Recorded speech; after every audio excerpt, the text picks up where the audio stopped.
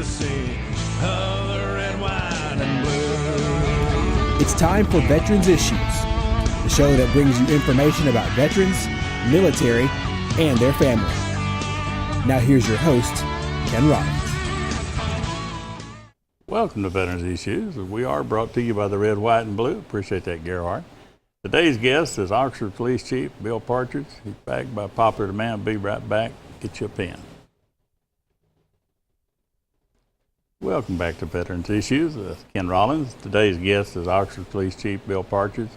Bill's been on here several times. You got a lot of good information for us. Welcome back to the show, Bill. Thanks, Ken. Thanks for having me. You've been everywhere. It seems like it over the last month. I turn on my Facebook, and you're in Washington, D.C., or you're somewhere still on the road quite a bit. We have the last month. We have Got a lot to talk about Oxford, though. Some of the equipment you got here on the thing, applied science. What is this stuff? It's applied forensics or something like that? It's the Center for Applied Forensics at McClellan. How's Oxford involved with that? We are in a joint effort with them on crime scene investigations and that sort of thing. They do all the major crime scene investigations for most of the region here, and we assist them in that, and they assist us. Okay. I remember sometime back you had some equipment that was give immediate DNA analysis. Is that part of that deal out there? It is. It's all through them. Okay. And that'll bring me to the next thing I wanted to ask you about. Nationally, under the previous administration, equipment like all the military-looking equipment, defensive now, I want to make sure, isn't it just defensive? It is. Was a big topic, and a lot of the equipment got taken away, including one of our transport vehicles they had here at the Sheriff's Department. Yes. But you still got a lot of toys down there? We've got several things. We've not really dealt with that very much over the last year just because of all the regulations that the Obama administration had put on it. It's just not really worth the time and effort at the moment. Hopefully that the DOD will get back to the relationship they had with law enforcement prior to 8 years ago. I remember that was an APC, I believe it was. It was. It was a tracked armored rescue vehicle. And when the suspect was on the run, when Justin Solahub, the officer from Anniston Police, was shot, that vehicle was seen so many times carrying officers to protect them. It wasn't didn't have guns mounted on it and all that stuff, but there's so much that was the first thing that had to go here. Oh yeah, the DOD had put down a memorandum from the White House that all the tracked vehicles had to be taken back up. And the Sheriff's Office had two tracked vehicles, two armored vehicles, and they had been used in numerous events where individuals were barricaded or shots were fired in order to protect officers at the scene, because police cars and SUVs don't protect police officers. If you shoot at it, the bullet's going to go through it. Well, these APCs had armor, and they would protect the officers. But, from the Obama administration, they pulled those vehicles back and destroyed them. Right. They did. They destroyed them. They take them out to a gun range and they shoot them up. That was just, it's just being politically correct. Yeah. But that's what they did. That was, I got a wheelchair's got tracks on the side. They've been coming after mine. But I see that you got a bear. Isn't it a bear? We have a Bearcat. Bearcat. Yes. But this equipment is not something that's purchased by the taxpayers of Oxford. This is already a surplus. We do have a surplus MRAP vehicle that we've used on numerous occasions with individuals who were barricaded and shots were fired and that type of thing. Due to the fact that DOD had created all these new regulations about armor and all the paperwork you had to go through if you crank it up and pull it out of the garage, it's just crazy. But due to all that, the city council agreed to go ahead and buy us a commercially made armored personnel vehicle. It's a rescue vehicle. It's completely armored, and it's for our SWAT team, and it's to help protect them when they're at a call, or officers if there's a shots fired call or a person barricaded with a gun, that type of thing. As we sit here at this moment across the state line, we got two escaped prisoners on the run. Yeah. If they came through in Oxford, Alabama, and took a family hostage, I guarantee you they wouldn't worry about the olive drab with the camouflage colors on the vehicle. No, you have a lot of people who talk about militarization of the police. Mm-hmm. Well, militarization of the police is a misconception. In order for us to protect the public, we've got to be armed better than the bad guys that are in the public. We have officers who are getting shot with AK-47 assault rifles and so forth, so you can't expect a police officer armed with a soft ballistic vest and armed with a handgun to compete with an individual who has an AK-47 that shoots in full auto mode. That's a no-brainer. So we have to make sure that our officers have the proper equipment and the proper training to be able to handle these situations. And some of these are legislators that are really being politically correct, but they will authorize money to fund the military to do that. And I've often said, well, how can you say, I want to protect the soldier, which I used to be one, and give you body armor and all that kind of thing, and all the protection you have on the headgear and everything, but yet you would deprive someone who'd be doing the same thing, protecting you locally as opposed to overseas.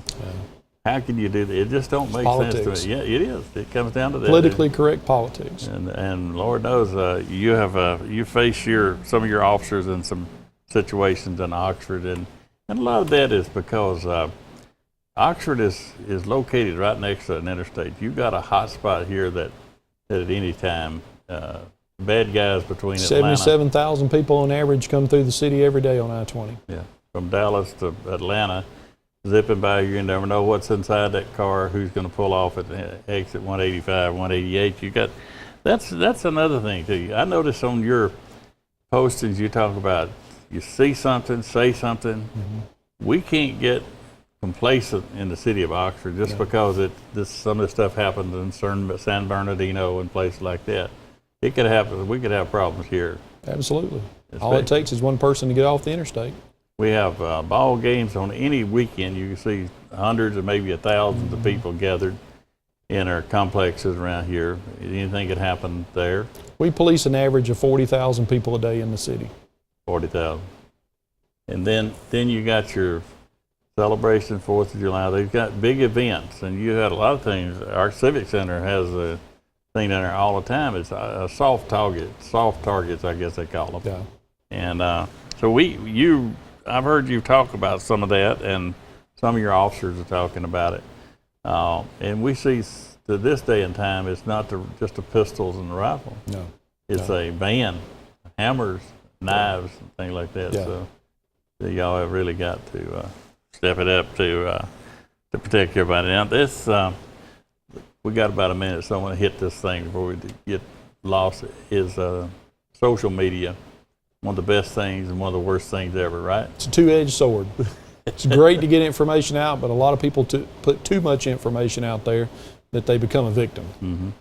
And one of the things you kept putting out, and I never thought about it, was they go to Florida and they post pictures of themselves at the beach. Well, you know exactly, and it shows how 15 minutes ago, you know where their people are, and Exactly. their house is probably empty. You told them you're out of town and your house is empty. Yeah. So if they got guns, they ain't doing no good. That's right. We got to go to break. Come back. We're going to talk more with the police chief. Be right back. Welcome back to Veterans Issues. We're talking with Bill Partridge, the police chief of the city of Oxford.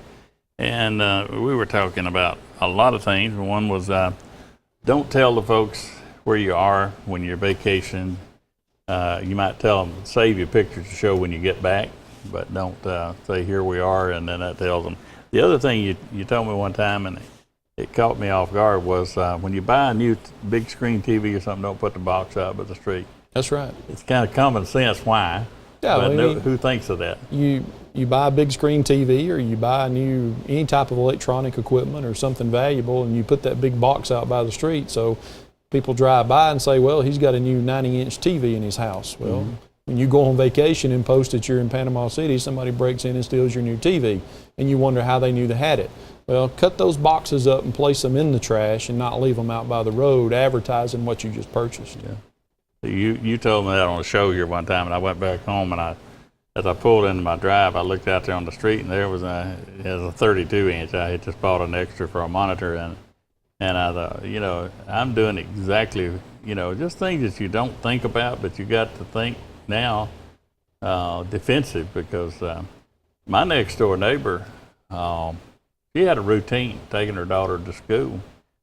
And there was a 30-minute window, the time she'd leave, the time she'd come back, and she did that every 5 days a week. During that window, people broke in her house, just got her all kind of TV, all kind of electronics and stuff, and just tore the place apart. Not the vandalism, but just grabbed everything they could, and they were gone. And she met them on the street. They had it timed out pretty good, but she didn't think anything about it. But that's how people, look at your surroundings. Yeah. What's going on? Are you a target? We just ask people to use common sense when you're on social media. Don't advertise where you are until after the fact that you're back. And then you can post all the pictures you want to and say, hey, we had a great time on vacation. But just don't tell them where you are at that time. I'll tell you something else that I've done is when I'm going off for a couple, 3 days, I don't just tell one neighbor. I tell 2 or 3. You kind of keep an eye on the place. Exactly. And I'll do this. Now we've got it in our own. It's not a community watch officially, but it is, Well, a lot of neighborhoods are setting up a community Facebook page or a subdivision Facebook page where they get with all the neighbors in the subdivision, they create a page, and then they can converse with each other through that page, and they can report suspicious activity and that type thing to their other neighbors. Something they may have seen a suspicious car, and they post that suspicious car so the other neighbors in the area will know that this is going on. We found that to be very helpful. Social media has its good and it has its bad. Well, if you see somebody coming on your street that's looking around and driving slow, they could be looking for a house to purchase, but they also could be casing the place, looking to what kind of lawnmowers you got, stuff like I used to leave my weed eaters sitting outside the house and things like that, and that's awful. We got to live like that, but it's the day we live in. Now, the other thing, you got a program. I would say it's a program. It may be, but community policing, where you try to interface with the community. You got like Jerry Lyons on the bike and stuff.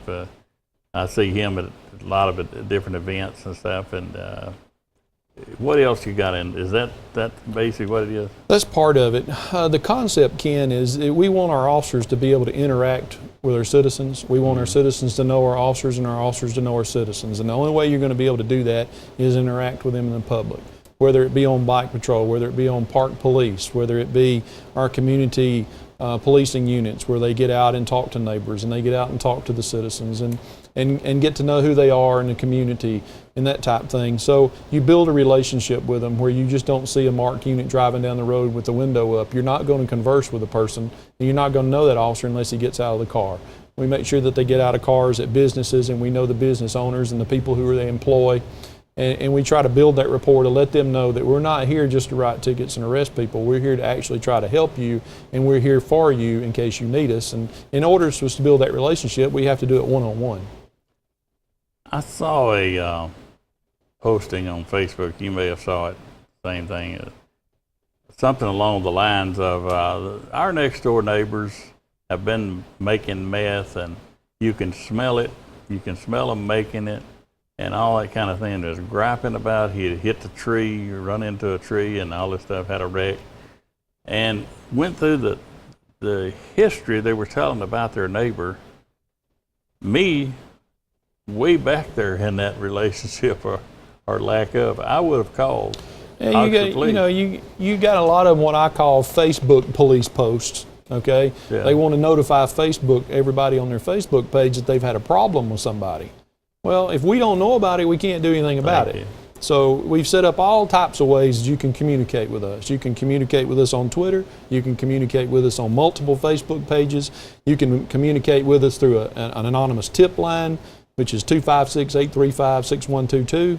Or you can go to the website, oxfordpd.org, and you can actually write out what the problem is on a tip line or on a tip page there and send it anonymously. We don't know who it come from.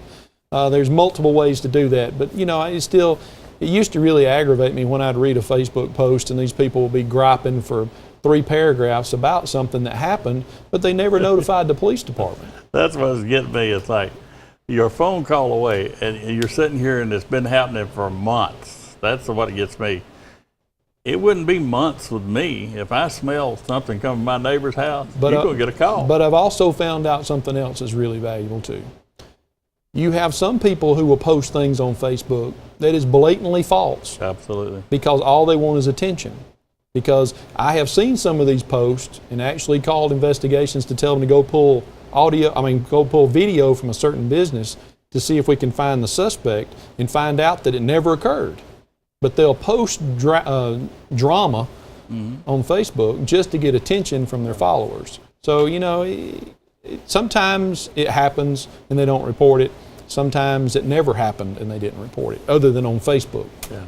Well, that's kind of like wife saying, well, y'all need to come out here. And my husband hit me, how long has it been going on? Oh, a couple of years now.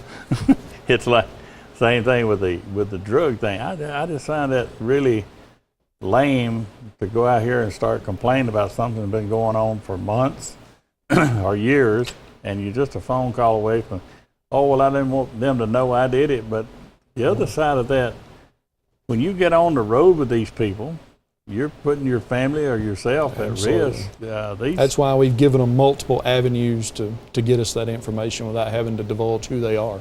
Yeah.